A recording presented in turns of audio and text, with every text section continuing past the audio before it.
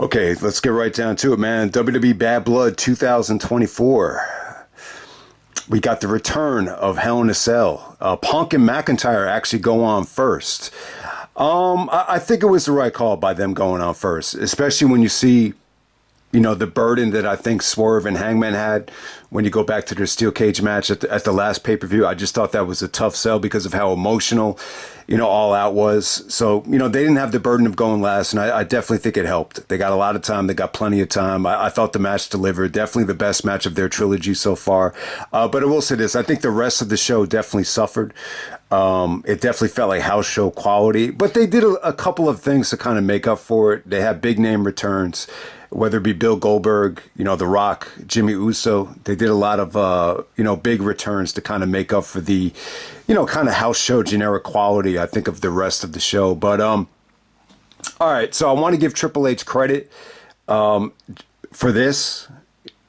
I wasn't crazy about the presentation of this show with all the extracurricular, celebrities and the guest hosts and all the backstage stuff. I think there's a lot to not like about this show in terms of the presentation. But I will give Triple H credit because, he definitely listened to the criticism about the Hell in a Cell pay-per-views, having 3 Hell in a Cell matches. If they were still doing the Hell in a Cells, pay-per-views, Priest and Balor probably would have gotten an extra Hell in a Cell match.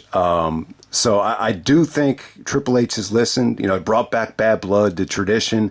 Punk and McIntyre, the way the feud was going, it only made sense to bring back the name Bad Blood 27 years to the day of the first Hell in a Cell match. So historically, I think they did a lot of cool things on this show to pay tribute to the past, whether it be, Taker or Michaels, or even some of the stuff with Dusty in Atlanta. But hey, man, I think them going first was the right call. The match delivered. There was no interference from Seth. When you look back at the stuff from '97 with Taker, Shawn, and Brett, with Rollins being involved, it felt like they were definitely paying homage to that. So in some ways it would have made sense for Rollins to come out and attack Punk, but because of the way they've been booking Rollins as a babyface, he just returned to get his revenge on Bronson Reed. So that definitely didn't make sense. But, they gave them the green light here. You got a nice, clean finish. They did a lot of, creative stuff out there. They brought a lot of stuff from the storylines into the match as well. All right. So my one thing that I wish they could have done a better job with in the storyline is, the AJ stuff with the bracelet, and I guess a lot of that stuff was symbolic. I think it would have helped to have AJ. You didn't have to bring AJ out on the show, but if Punk would have been willing to let AJ film something like from home, where you could have illustrated how important that bracelet was, because it definitely seemed like a lot of people were turned off by it or didn't get what the big deal was, especially when you compare it to some of the gruesome stuff that happened with Hangman and Swerve. So I think that's one thing they could have done better on. But yeah, I think the match was good though. The positive stuff is this. I think Punk looked great. There wasn't like one part in this match where I was like worried about him getting injured, because he looks good. He looks strong. He looks fit. He looks like he's in a great rhythm. Like, there wasn't one part in this match where I said, oh man, don't get injured. Like, I didn't feel like that at all. I thought Drew busted his ass here. They did a lot of great stuff. I thought it had great camera work. There was a lot of, great spots where you see Punk trying to do a Falcon Arrow, and then they go the other direction. Drew delivers a Falcon Arrow to a table you don't even see. So I thought that was cool. Too much good stuff to go over. I'm probably going to leave a lot of stuff out, but, I love the way Punk utilized the chain, for the go to sleep. There was definitely some nice kickouts of the go to sleep and the, not Drew's double-handed DDT, but, the Claymore. A lot of the Claymore stuff was great. Even the stuff with the steel steps and the Claymore, I thought all that stuff came off great. They used the toolbox, which is really interesting. You hadn't seen the toolbox.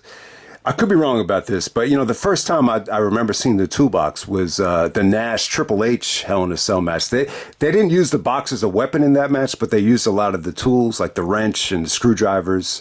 But here, Punk actually just uses the box to split up McIntyre. So I thought that was really cool. Man, I mean, I'm leaving some stuff out that happened in the beginning of this match that I thought was really cool. But, I mean, they get plenty of time. They get a half hour out there. I think in the heat of the moment, it felt unpredictable. You got a nice, clean finish. I do think that I actually watched this back twice. The second time, it dragged a little bit for me compared to the first time, but still, I definitely think this is the best work that they did together. It was an awesome match. I think Drew did a great job in this feud as well. I like the fact that they salvaged the Punk injury and they went to McIntyre. It just made sense. McIntyre's the one that injured him. You know, just the way McIntyre delivered these lines, it was very believable. I prayed you get injured, Punk. Like, I thought all that stuff was great. And, you know, you wouldn't have said that McIntyre was going to be high on the list in terms of Punk opponents. And it does kind of feel like the feud has been going on for a while. But when you think about it, you know, Punk he's only been cleared since the beginning of August. It's only been 2 months, but it feels like it's been going on the whole year. But I thought they ended it with a bang. I thought the finish was great. You could definitely argue that this is, you know, better than almost any Hell in a Cell match that ever happened on like a Hell in a Cell pay-per-view, if that makes any sense. And you could definitely argue that this is, you know, arguably the WWE match of the year. You know, that's a tough, that might be a tough, you know, sell for some people. But I mean, what's really better than this from this year? I think for me, Cody and AJ would be my pick. But this is definitely in contention from start to finish. I thought they did some great stuff out there.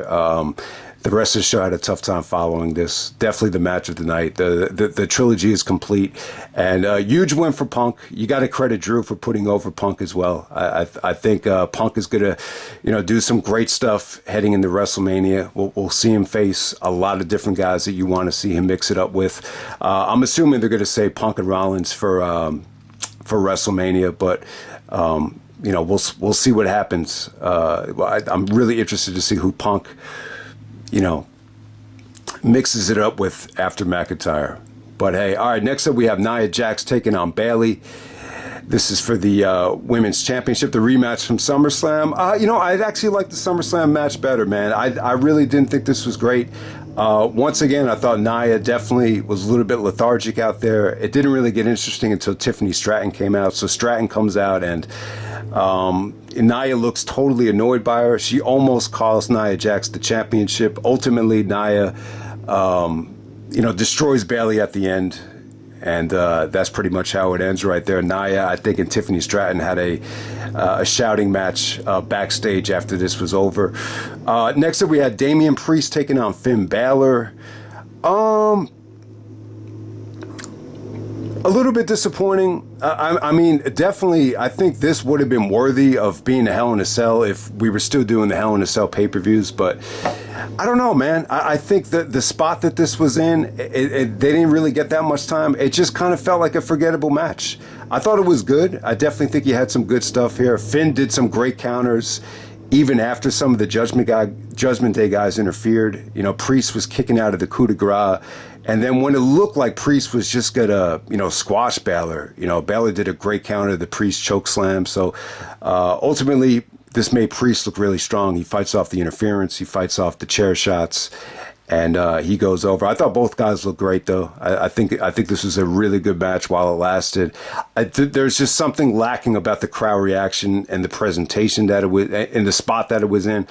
I just think everything here could have been a little bit better in terms of just the timing of you know, the spot that it was in. It's as simple as that. Good match, but I just feel like, you know, because this is such a big turn and two guys that dominated the stable of the Judgment Day for years, it should have felt like a bigger match. All right, next up we have the worst match of the night. We got Liv Morgan taking on Rhea Ripley. Dominic suspended above the ringside area in a shark cage. Wasn't feeling this match at all, man. I wasn't feeling the Eddie stuff. You know, Liv Morgan mocking Eddie, it makes no sense to me. I mean, this girl was in kindergarten when Eddie was the champion, so I just thought that was in bad taste. I understand Dominic has ties to Eddie, but still, I just didn't care for it. I don't know how you guys feel about it. And I don't know, man. Anytime they do these, guys suspended above in a cage, I always thought they came off a little bit whack. I think they did this with Paul Bearer. I think they did it with Jerry Lawler when he started bleeding from the nose because he was afraid of heights. But yeah, this just didn't work for me. I mean, they did a cool spot with Dominic just kind of hanging, with one leg out of the cage. That was pretty cool. But what's her name? Raquel Rodriguez. She comes out and she helps Liv retain. So it's a disqualification. Yeah, I mean, this is just isn't a match I care to see at WrestleMania. I just think Rhea and Liv, I think they could wrap up this feud by Survivor Series, and I think everybody will be happy with it. But it was definitely a forgettable match. To me, this is one of the worst matches I think they've had all year on a premium live event. But we're just going to move on to the main event. We got Cody and Roman taking on the new bloodline of Solo and Jacob Fatu. I thought it was a house show quality main event. It was still good. It was acceptably okay. I think I wasn't that excited about it. I think putting Solo in the main event after the lackluster SummerSlam match was definitely a mistake. I would have preferred to see Cody defend the belt against Kevin on this show. I definitely would have preferred to see Gunther and Sami Zayn. They're going to main event Raw tonight in the first 2-hour Raw. So I'm really interested to see how Raw will come off, being 2 hours. It should be a much better show for the next couple of months. There's no doubt about it. But, I don't know, man. I just felt like there definitely should have been a championship defended on the men's side, for this show.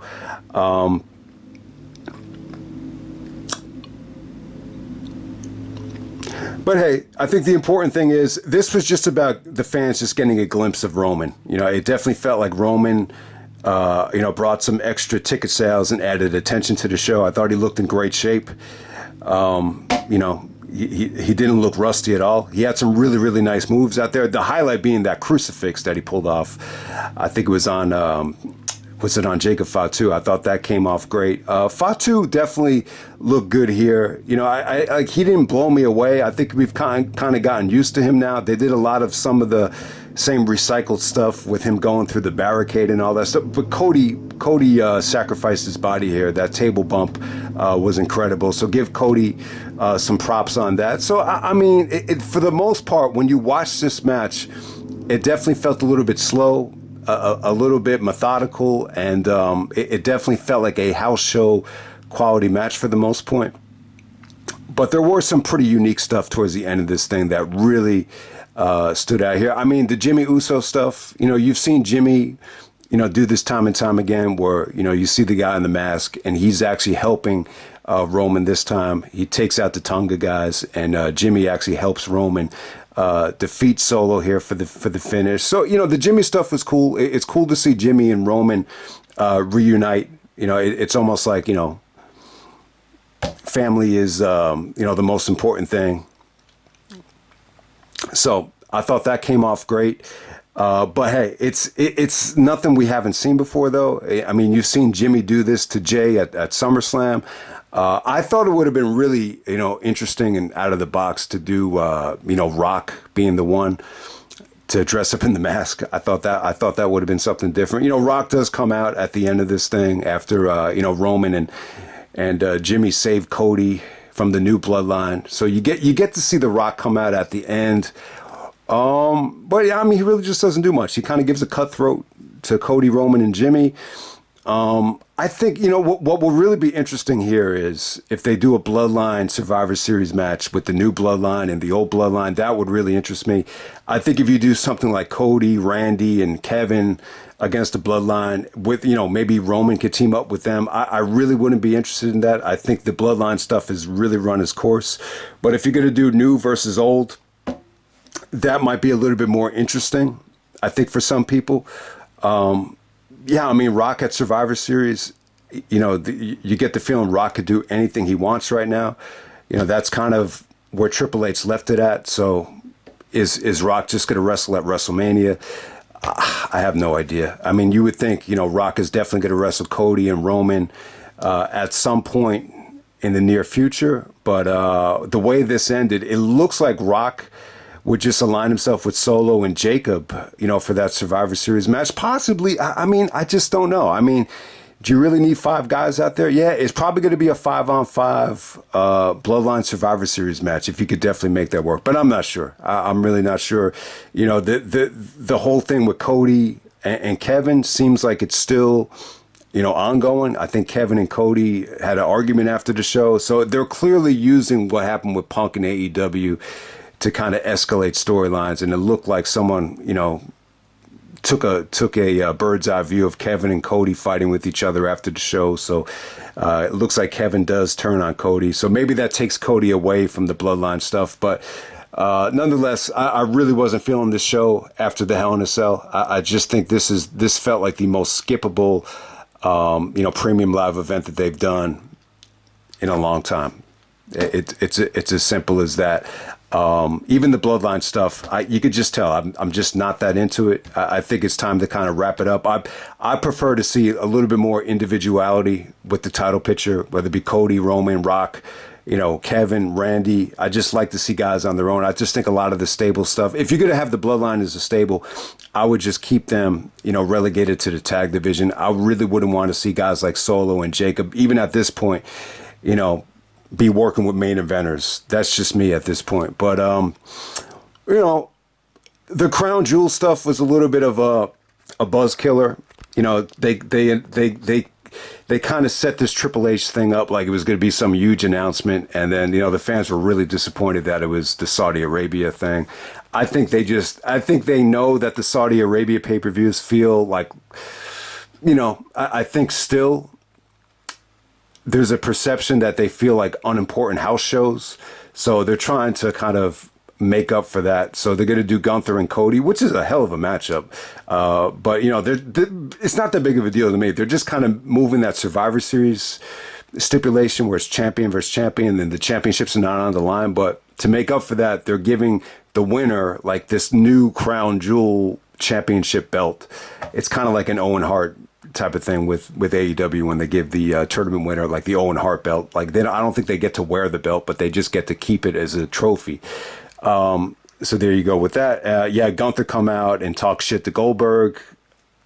I really didn't care about the Goldberg stuff. There's like too many celebrities out there for me, and Goldberg was one of them. A lot of mainstream rappers too. I've said it before, I'll say it again. Goldberg wasn't there when they needed him. Now that he needs the money, you can't get rid of him. So, a Gunther versus Goldberg doesn't really excite me unless they're going to have, Gunther squash Goldberg. But, yeah, man, I mean, just wasn't really feeling this. Even some of the stuff with the mainstream rappers. It's like they had every single mainstream rapper from Atlanta in the front row. But, hey, man, I really don't think, trying to appeal to the mainstream hip-hop world is something the WWE needs to do. I don't think that's what, generated the ticket sales for this show. Even some of the stuff that Cody did with Metro Boomin, I think, a lot of the stuff just kind of came off corny to me. Even some of the stuff that Roman and Cody did with the football field and, where Roman played football, they try to tie it into how Cody, knows Atlanta better than everybody. I think they definitely tried to promote this show.